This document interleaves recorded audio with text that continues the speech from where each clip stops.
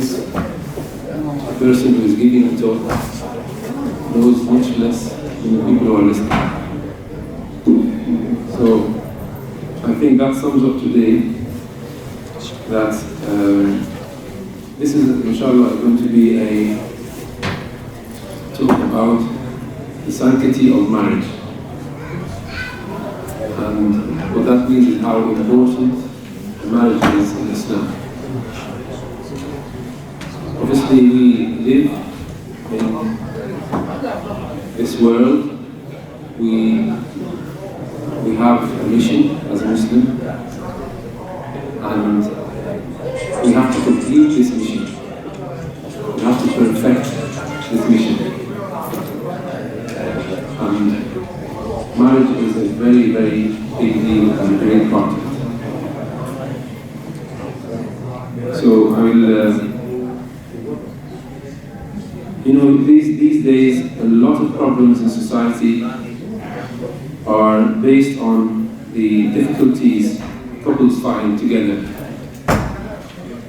Marriage, breakages, divorce, children suffer, and children suffer a lot. Women suffer, and the men suffer. All of these suffer emotionally, mainly emotionally. Obviously, psychologically and physically, it's hardship. So Allah subhanahu wa ta'ala has taught us how to conduct our life in a way that we can avoid all this. And one aspect is marriage. So I'll start.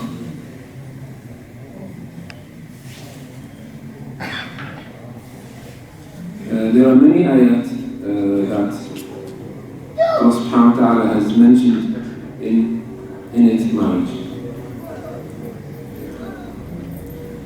So Allah subhanahu wa ta'ala said, أعوذ بالله من الشيطان الرجيم يا أيها الناس اتقوا ربكم الذي خلقكم من نفس واحدة وخلق منها زوجها. And we have to remember, this ayah means that Allah subhanahu wa ta'ala is saying, O people, be observant of your Lord, who has created you from one soul, from one nafs, and from that He has created its partner or its spouse.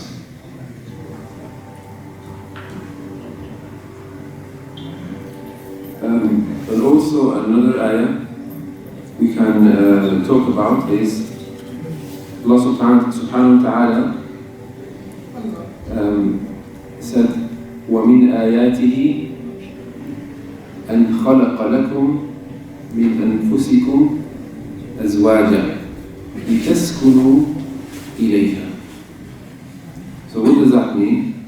Allah subhanahu wa ta'ala has created for us partners or spouses so we can نسكن إليها. So what does نسكن إليها mean? This is not, if you know Arabic, this is not نسكن معها. You don't live with the partner only, but نسكن إليها. That means we find peace, we find protection, we find completeness in life with that other partner.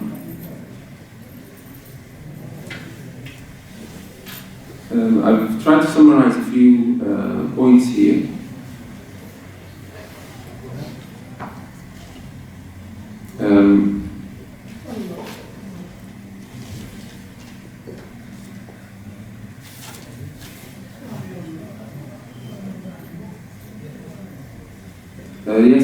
Pondering upon this ayah, Allah subhanahu wa ta'ala has made this as a sign of His creation. And at the end of the ayah, Allah subhanahu wa ta'ala says, لَعَلَّكُمْ إِنَّ فِي ذَلِكَ لَآيَاتٍ لِقَوْمٍ يَتَفَكَّرُونَ. That means these are signs that but only the people who kind of ponder upon them, who think through the meaning of the Quran, will only understand that. So these are miracles Allah subhanahu wa ta'ala has given us, and we have to understand them, we have to learn them, so we can succeed. Allah subhanahu wa ta'ala also mentioned, أعوذ بالله من الشيطان الرجيم هن لباس لكم وأنتم لباس لهن, which means that you are garments to them and they are also garments to you. So what does a garment normally do? Obviously it provides comfort, it's protection, it beautifies you, and also completes you. So when we are married, these all four aspects are fulfilled. It's comfort, protection, beautification, and completeness. I mean, nobody would like to be seen in public without their clothes, naked. So marriage or zawaj is like that. It completes the human being, it completes the Muslim.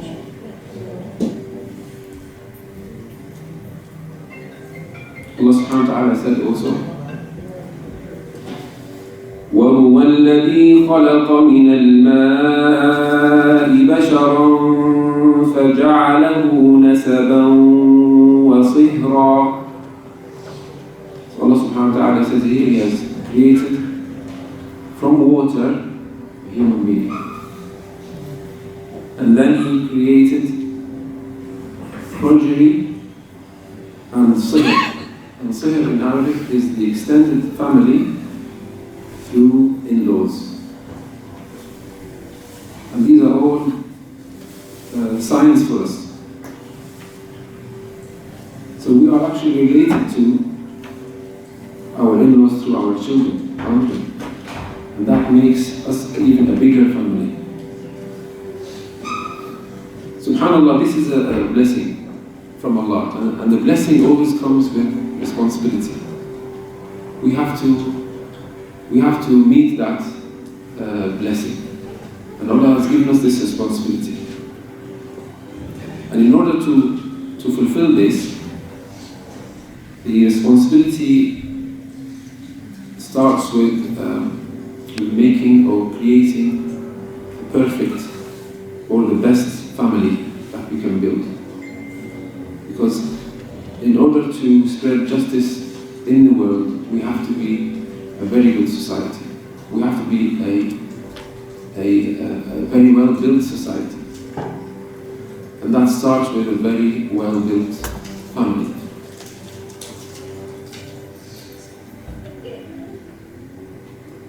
So Allah subhanahu wa ta'ala and the Prophet Muhammad sallallahu alayhi wa sallam, they stress this. The Rasul sallallahu alayhi wa sallam said, or what means, فيما معنى الدنيا متاع وخير متاعها المرأة الصالحة. And this translates to life or the dunya, the worldly life is enjoyment, but the best enjoyment is a righteous spouse, al-mar'atu salihah. So whoever enjoys life and brags about it and shows that he's enjoying life, maybe posts on videos, that's all partial growth. It's all partial. Rasul sallallahu alayhi wa sallam confirmed that the best enjoyment is al-mar'atu salihah, because she will be looking after you, looking after the family, applying all what you need, completing all what you need in life as a man and as a family. This is greatly important. Allah subhanahu wa ta'ala, if you look into the ayat of the creation of Adam alayhi salam, Allah subhanahu wa ta'ala did not create Adam and send him to Jannah straight away. Allah created Adam alayhi salam, then created Hawa, and then sent him to Jannah. So it's an interesting point that Allah subhanahu wa ta'ala did that, and we have to think about that. It's so important that we build a good family, and that will also help us to enjoy our life, as it is for enjoying the Jannah. That means we can't really enjoy Jannah without having a family.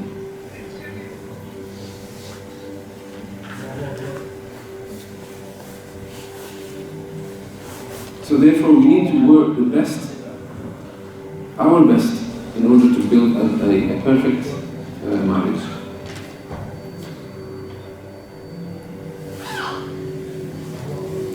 There's a believed fact, even in modern society, Western society, that if everything is good inside the house, everything will be okay outside the house. So if the family is running well, if the family is happy, then everything outside the house is tolerable, is okay, we're happy. But on the opposite, if the family is in turmoil, the family is not happy, then everything outside will be unhappy. There'll be backfiring here, backfiring there, and so on. So this is the meaning of لِتَسْكُنُوا إِلَيْهَا. If we look at marriage, brothers and sisters, if anybody is listening, I know this is a male-only or message, sisters have a different venue. But if we look at marriage, we have to look at it this way. Allah has created us, and He knows our needs, everybody's needs. A man is different to a woman. Male is different to female. We are different, we are totally different beings, and everybody knows that. It's like two different, I sometimes give an analogy, it's like two different cars or means of transport. They both take you from A to B. They both need fuel. They both carry passengers. Each one has a specific need. Each one has a specific need and capacity and output. And each one excels in a different or a special venue. The other one doesn't do the same. The other one may have other characteristics or venues that it excels in. So a man and a woman are different. And some say you can never understand a woman. That might be true, because we are not women. We can never understand them. But also they can never understand us. So we have to try to strike some, common ground. Again, we are a bunch of male kind of attendants here. I'll give you another example. Marriage is a journey. It's like, marriage is like a car, okay? A personal car. And you and your wife are in that car. Somebody has to drive, okay? And whoever drives from A to B, whoever's holding whoever's kind of holding the steering wheel, taking the steering wheel, has a big responsibility. And his duties, or their duties, whoever, are different to the passengers. But both the passengers and the driver want to reach point B, which is creating a good family, creating a healthy society. So in order for this car to proceed without any problems or accidents, there should be one driver. It can't be two drivers.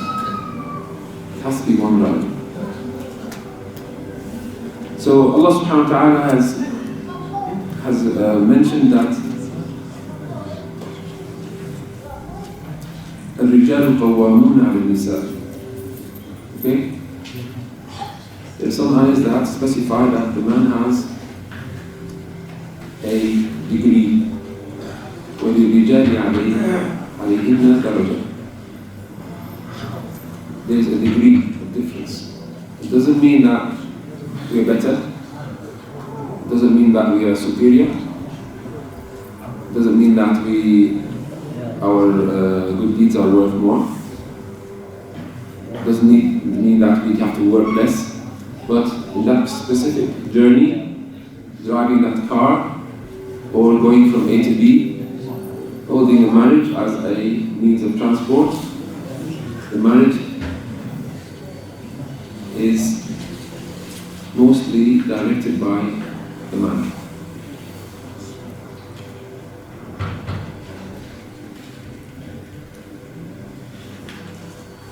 Okay, another hadith here I wanted to go over is that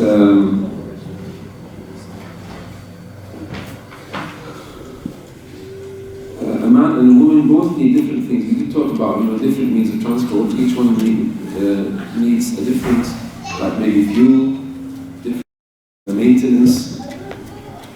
So in general,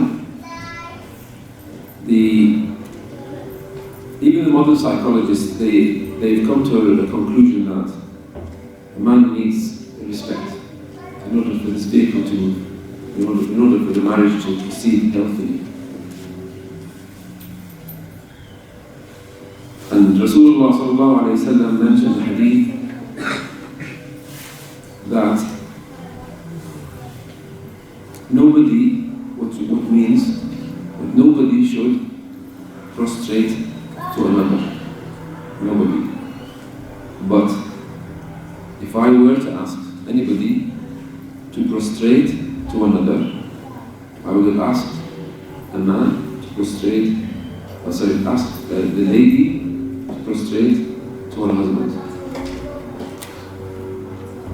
This is easily misunderstood, but we have to be careful here and try to get the message why Rasulullah sallallahu alaihi wasallam said that. It's all kind of metaphoric, isn't it? It's all, the hadith is saying, if I were to. So we have to emphasize here the issue of the sanctity of family and the marriage, how important that is to proceed in life. And there has to be some certain rules and guidance of how we can proceed healthily. So if we try to understand this hadith and understand it in perspective, is that a man needs to feel that he has respect. And that's upon the lady to deliver. So she offered full respect to the man, so he can feel like he's a man, and then he can feel happy.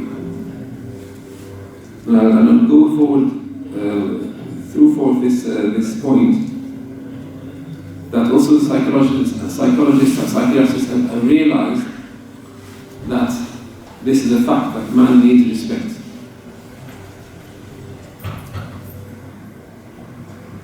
There's a hadith here which means that any woman fasted Ramadan, and prayed her 5 prayers, and obeyed her husband, enters Jannah. So it's very kind of straightforward, very simple. But it's an order Rasulullah ﷺ has commanded the lady to do in order to enter Jannah. Obviously she has to have done the salah and so on and all those commands. But why did Rasulullah ﷺ say this hadith? I think we have to understand here that even though the man is driving a car, even though the man has a daraja, even though Rasulullah ﷺ said these hadith, that he has said them because the lady or the mar'ah has the society in her hand. Because if she decides, or if she is not happy in the marriage, the family is not going to be happy, the children are not going to be happy, that's going to break apart the family, that's going to break apart society, and that's what's happening nowadays. That's what's happening nowadays. Because we don't understand marriage as we should understand it, how Allah subhanahu wa ta'ala has created us, and He knows us, and He knows how we can live happily. I want to try to make this interactive, but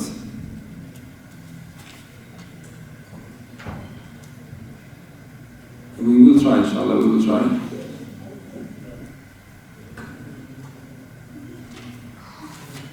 Before I proceed, actually, there's a feminist writer, actually a lady who was a feminist writer, a feminist activist. She had gone through 2 very bad marriages. And eventually, she said, I'm going to be submissive. I'm going to listen to my husband now. And she married, and her 3rd marriage, and this is a Christian, and her 3rd marriage was so successful, and she was so happy she wrote a book. This book is called The Submissive Wife. So if you're interested, this is basically Christian, non-Muslim. She understood that what the modern psychologists as well say, and what the Islam says, that there has to be a certain code inside the family. Okay. So I want to go now through what can make this happen. How can a lady inside the marriage be like this? What is our duty? Because this lecture is for the men, isn't it? Rasulullah sallallahu alayhi wa sallam is also mentioned here with regards to ladies, istawsu bin nisa'i khayra. Rasulullah sallallahu alayhi wa sallam has asked us to basically be a gentleman. We have to be a gentleman, really. The true meaning. He also mentioned خياركم لنسائهم وأنا خيركم لأهلي. The best of you amongst you are the best to their wives, and I am best to my wives, or to my ladies. And Rasulullah sallallahu alaihi wasallam also mentioned in Hijjat al-Wada, he said, fear Allah regarding your women. And there's a whole chapter for that. And Rasulullah sallallahu alaihi wasallam also never hit a servant or a woman. So how can we keep the family then? How can we maintain the family? Our duty as men is always to be offering her comfort, making her feel safe, comfortable, offering her passion. Because also psychologists here say that there are because we are 2 different species basically, 2 different types. of a human. We both need respect and love, but the man needs the respect mainly. The woman needs love mainly. So if we offer the love, if we offer the care, if we offer attention, in return we will get respect, we will get the obedience, we will get following the decisions, and so on.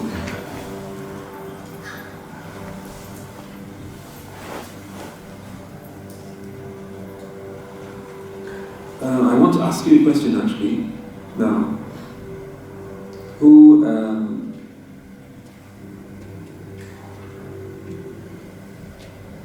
last time thanked their wives, okay? Who has last thanked their wives for the brilliant food that she has made in front of their children? Just raise your hands. 1, 2, 3, 4. Okay, good. MashaAllah. 5. MashaAllah. MashaAllah. Alright. Who has last said to their wife, don't do this in front of the children? Okay. Thank you very much, brother. That's a very kind of heavy confession. But it happens, brother. It happens. It's basically skills. And the lady is very fragile, very delicate, very sensitive. We have to build our communication skills with them. We have to offer love in showing that how we care and attend to them. Okay, another question. Who has last, let their wife talk freely, in an argument, and just, say yes and smile, and let her basically not face her in an argument. Listen properly. Who last has been a very good listener? We are actually setting an example. If you want to keep the family together, if you want to build new families, we have to be a role model to our children. We have to be the role model to our children. What we do in front of our children is their concept of marriage. That is their understanding of marriage. So if we handle our marriage, partially, then the children will not have any prospect, will not have any good idea of marriage.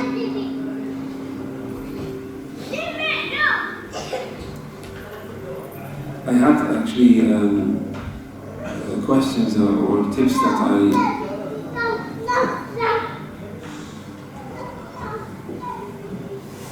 small things show your passion towards the family and towards the other. Things like, where would we like to go today in front of the children, to show that you respect her, so the children can respect her back.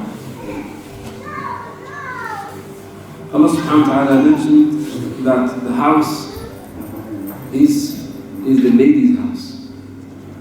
Allah subhanahu wa ta'ala mentioned buyutihin, and also mentioned buyutikunna. So Allah has mentioned that the house is actually the lady's house, even though He might actually hold a contract. But Allah has mentioned that the house is hers. And we have to be very careful when we try to change things, comment on things. We have to be very good teachers. And Rasulullah sallallahu alaihi wasallam, he was the best teacher. There is a hadith which means that Anas ibn Malik radiallahu anhu, he was a servant of Rasulullah sallallahu alaihi wasallam.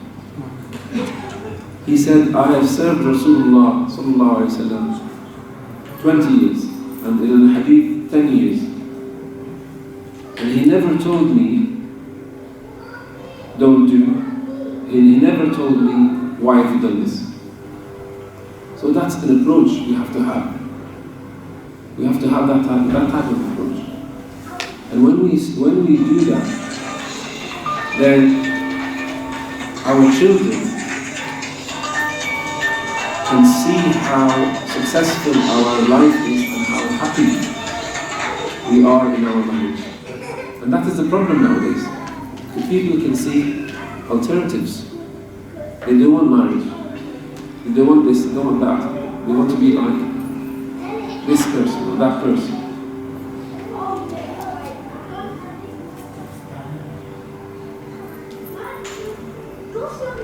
Rasulullah sallallahu alayhi wa sallam also mentioned, لا يبغض مؤمن مؤمنا. A husband should never hate his wife. لا يبغض مؤمن مؤمنا. إن كره منها خلقا رضي منها آخر. If you hate one characteristic from your wife, there are so many others you actually agree to.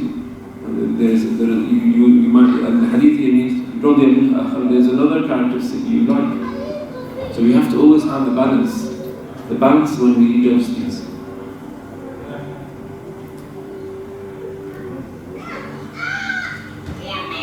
Rasul sallallahu alayhi wa sallam also mentioned أكمل المؤمنين إيمانا أحسنهم خلقا. If you really want to be a good mu'min, a perfect mu'min, then you must have very good manners. Very good manners.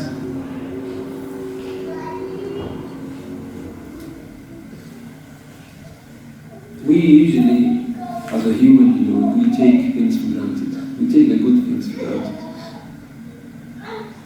If you have a list of defects in your wife, she will also have a list of your defects.